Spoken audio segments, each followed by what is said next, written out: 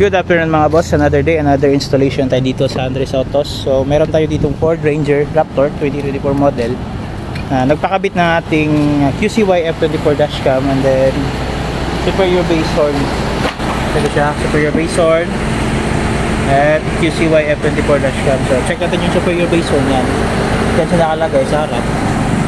Ito, pogi-pogi mga boss, bagay na bagay yan. Sa mga Raptor, napaka-pogi niyan. So pakinggan natin yung tunog niya.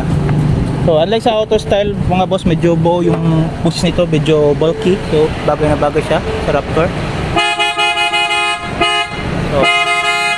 So kita nyo yung difference ng auto style tsaka sa superior base. So yun yung nagustuhan natin client.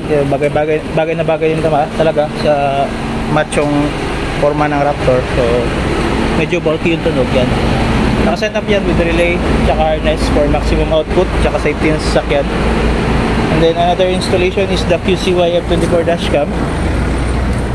Ito siya, top of the line dashcam with 4K resolution sa harap and then 1080 naman sa likod. So ito yung combine niya.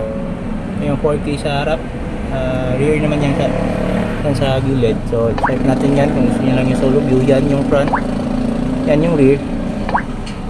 So di na namin kinabit sa reverse niya dahil may 360 naman tong Raptor. So pwede yung adjust ng ganyan.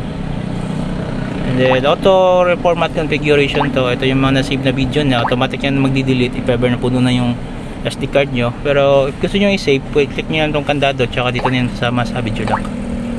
Again, equipped to ng ating blind spot detection, lane change assist, and then ADAS.